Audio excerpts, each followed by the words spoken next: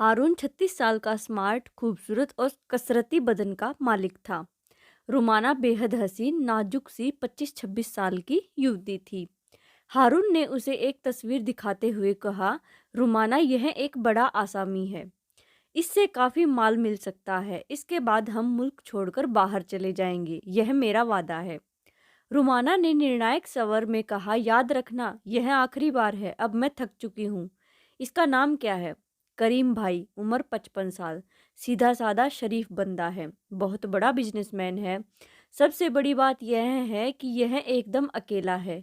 Grey बालों के साथ काफ़ी स्मार्ट और सोबर लगता है। तंदुरुस्त और चाक चौबंद रहने वाला यह आदमी अपनी उम्र से 10 साल कम दिखता है। ठीक है, रुमाना ने कहा। करीम भाई काफ़ी अमीर और मशहूर बिजनेसमैन थे।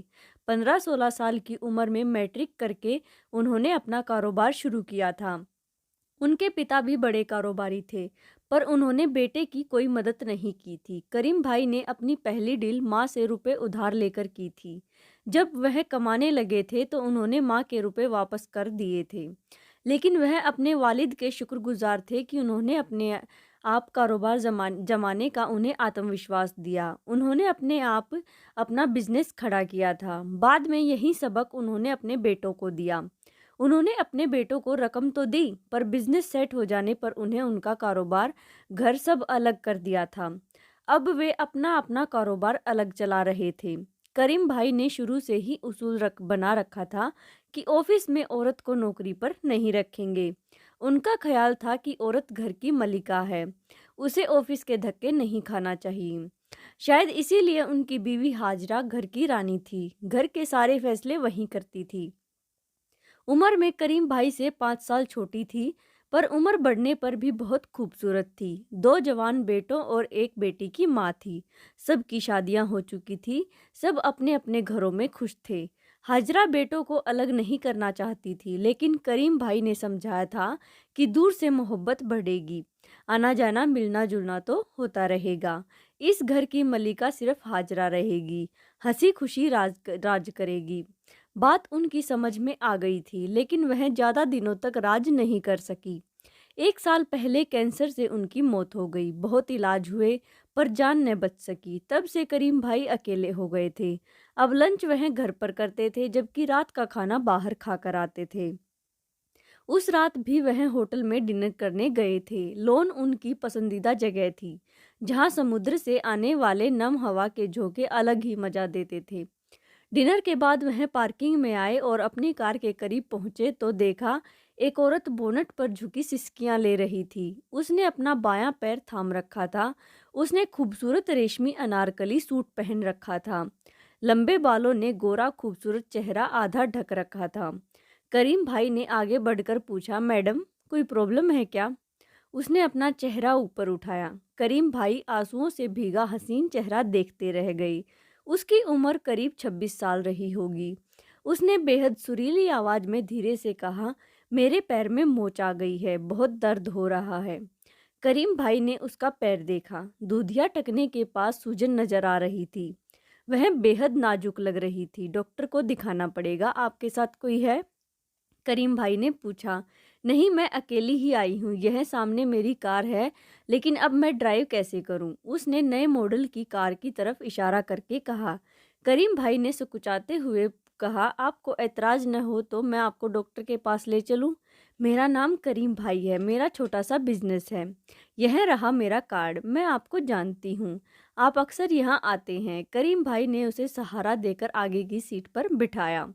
हाजरा के बाद वह पहली औरत थी जो उनके साथ बैठी थी। उसकी खुशबू और खूबसूरती से करीम भाई प्रभावित हो रहे थे। उन्होंने पूछा, आपका नाम क्या है? मैं रुमाना अनीस। अनीस आपके हस्बैंड हैं? नहीं, अनीस मेरे वालिद का नाम है। अब वह इस दुनिया में नहीं है। न जाने क्यों उन्हें यह जानकर खुशी हुई कि रुमाना शादीशुदा नहीं है। वह उसे एक बड़े अस्पताल की ओपीडी में ले गए, जहां पट्टी करके दवाएं और क्रीम दे दी गई। दवा देते हुए डॉक्टर ने कहा, आपकी मिसेज बहुत नाजुक हैं, ख्याल रखा करें। दोनों बुरी तरह झेप गए। सहारा देकर वापस आते समय करीम भाई के दिल की धड़कन बढ़ गई थी। रुमाना का फ्लैट पहली मंजिल पर था।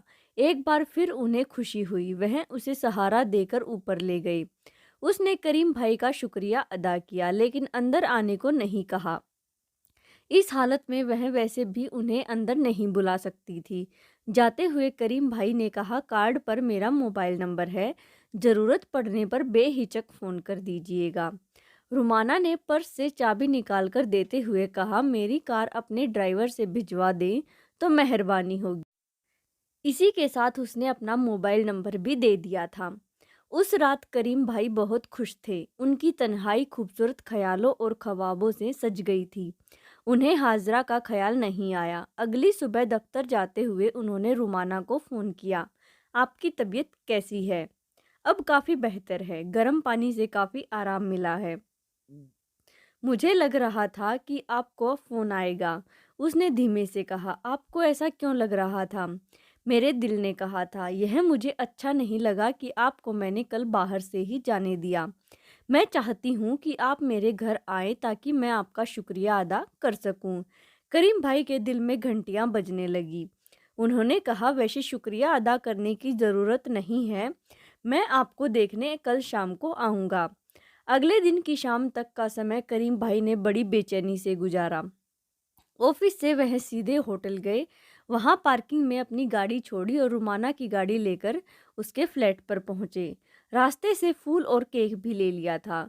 रुमाना उन्हें देखकर खिल उठी। उसने गुलाबी अनारकली जोड़ा पहन रखा था जिसमें वह गजब ढा रही थी।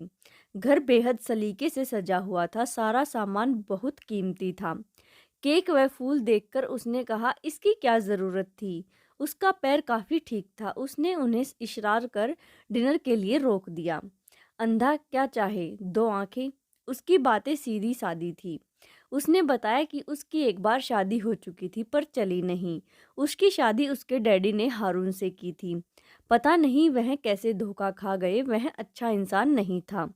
उसने 3 साल बड़ी मुश्किल से गुजारे। इसके बाद एक दिन हारून ने उसे नशे में तलाक दे दिया।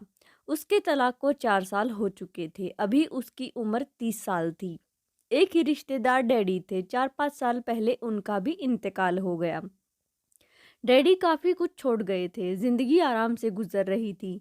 खाने के बाद उसने ग्रीन टी बनाई, जो करीम भाई को बहुत पसंद आई। वैसे भी वह बस ग्रीन टी ही पीते थे। खुशी खुशी घर पहुंचकर करीम भाई रुमाना के ख्यालों में डूबे रहे। औरत जब खुद बढ़ती है तो मर्द की हिचक खत्म हो जाती है। तीसरी मुलाकात में बात शादी तक पहुंच गई। रुमाना ने कहा कि पहले तजुर्बे के बाद उसे शादी से डर लगने लगा था। कई लोग उसकी तरफ बढ़े पर वह पीछे हट गई। उसने स्वीकार किया कि उन्होंने उसके दिल पर दस्तक दी और उसे वह बहुत भले इंसान लगे। रुमाना ने शादी के लिए हाँ कर दी। शादी बहुत साधारण तरीके से हुई। करीम भाई के बच्चे और कुछ दोस्त ही शामिल हुए। रुमाना सिर्फ हसीन ही नहीं बल्कि बहुत समझदार और मोहब्बत करने वाली बीवी साबित हुई। नौकरानी के साथ मिलकर खाना वगैरह खुद पकाती। करीम भाई का ख्याल था कि रुमाना शादी के बाद कुछ शर्तें रखेगी या सिक्योरिटी के लिए कुछ खास रखने को कहेगी, लेकिन उसने कुछ न मांगा न कुछ कहा। करीम भाई ने मेहर 10 लाख रखा था, जो मुंह दिखाई से पहले दे दिया। उसे जो अंगूठी पहनाई थी उसका हरा पत्थर ही करीब 50 लाख का था। बाकी जेवर अलग थे। इस शादी से रुमाना बहुत खुश थी। करीम भाई की जिंदगी खुशियों से भर उठी। रुमाना घर की मलिका थी, जो चाहे कर सकती थी। शादी के बाद दोनों वर्ल्ड टूर पर गए।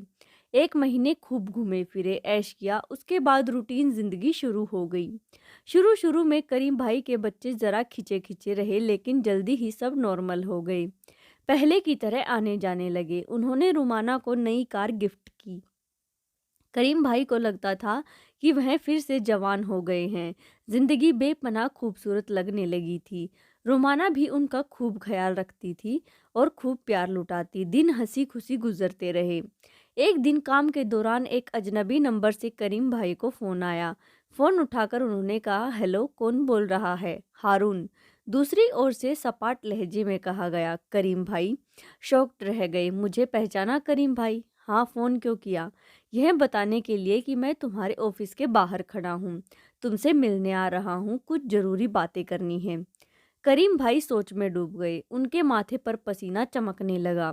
उन्होंने सेक्रेटरी से कहा, हारून नाम का एक आदमी आ रहा है, गार्ड से चेक करवाकर उसे अंदर भेजो। 2 मिनट बाद एक 35-36 साल का स्मार्ट सा आदमी अंदर आया।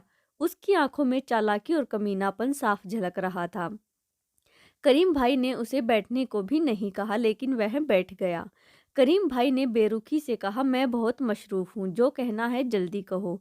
मैं अपनी बीवी के बारे में बात करने आया हूँ। यह क्या बकवास है? अब वह तुम्हारी बीवी कहाँ है? जो औरत पहले से ही शादीशुदा हो, अगर वह दूसरे शादी कर लेती है तब भी वह पहले शौहर की बीवी कहलाएगी। पहले से शादीशुदा थी, लेकिन तुम तो उसे तलाक दे चुके हो। अगर मैंने रुमाना को तलाक दिया है तो इसका तुम्हारे पास कोई तो सबूत होगा। करीम भाई को ख्याल आया कि ऐसी कोई चीज़ रुमाना ने उन्हें नहीं दिखाई थी और दूसरे निकाह के वक्त पहले निकाह का कोई जिक्र भी नहीं किया था। वैसे भी एक निकाह पर दूसरा निकाह हराम है, इसलिए दूसरे निकाह के वक्त तलाकनामा पेश करना ज़रूरी होता है। उनका लहजा कमज़ोर पड़ गया। तुमने रुमाना को मुंह ज़बानी तलाक दिया था। अदालती मामलों में ज़बानी तलाक का कोई महत्व होता है क्या? यह तुम अच्छी तरह जानते हो। लगता है रुमाना के हुस्न ने तुम्हारी अकल को घास चरने भेज दिया था। तुमने उससे पूछा तक नहीं, हारून ने कहा। रुमाना ने मुझे बताया था कि 4 साल पहले तुमने उसे तलाक दे दिया था, करीम भाई ने कहा। और तुमने मान लिया? तुम इतना बड़ा बिजनेस चलाते हो, इतने जहीन आदमी हो, ऐसी गलती कैसे कर सकते हो? वह बोला। करीम भाई ने जल्दी से कहा, तुम्हारे पास क्या सबूत है कि रुमाना तुम्हारी बीवी है? हारून ने लिफाफे से निकाहनामे की फोटोकॉपी सामने रखते हुए कहा, यह है निकाहनामा। इस पर रुमाना के दस्तखत हैं। उसके आईडी कार्ड की कॉपी भी मौजूद है। यह निकाह रजिस्ट्रार ऑफिस में बाकायदा रजिस्टर्ड है। काजी ने निकाह करवाया था। निकाह ऑफिस में के रिकॉर्ड के अनुसार रुमाना आज भी मेरी बीवी है। यह तो हुआ कानूनी सबूत। अब कहो तो बता दूं कि रुमाना के बदन पर कहाँ और कितने तिल हैं। करीम भाई ने मुश्किल से खुद को जब्त किया। उन्हें लगा कि हार्ट अटैक आ जाएगा। उनकी दराज में पिस्तौल रखा था। उनका दिल कह रहा था कि उठाकर हारून को गोली मार दे। वह उनकी बीवी के बारे में ऐसी गंदी बातें कर रहा था। उन्होंने पानी पिया और बेरुखी से कहा, कहो चाहते क्या हो तुम? मैं क्या चाहता हूँ? मैं अपनी बीवी वापस चाहता हूँ। वह 4 साल पहले तुम्हारी बीवी थी, अब उससे तुम्हारा कोई संबंध नहीं है। 4 साल की जुदाई को तलाक नहीं मान लिया जाता। वह आज भी मेरी बीवी है। तुम उसे तलाक दे चुके हो। तुमने उसे ज़बानी तलाक दिया था। अब मैं तुम्हारा मतलब समझ गया हूँ। बोलो कितना चाहिए? 10 लाख, 20 लाख बोलो। मुझे अपनी बीवी वापस चाहिए। मैं तुम्हें 2 दिन की मोहलत देता हूँ। इसके बाद मैं अदालत जाऊँगा। अगर तुम नहीं जानते तो वकील से पूछ लेना तुम पर कौन कौन से केस बनेंगे। हारून ने सपाट लहजे में कहा और कमरे से बाहर निकल गया। For next part please subscribe my channel. ऐसी ही और स्टोरीज़ के लिए प्लीज़ वीडियो को लाइक, शेयर एंड कमेंट करें। Thanks for watching.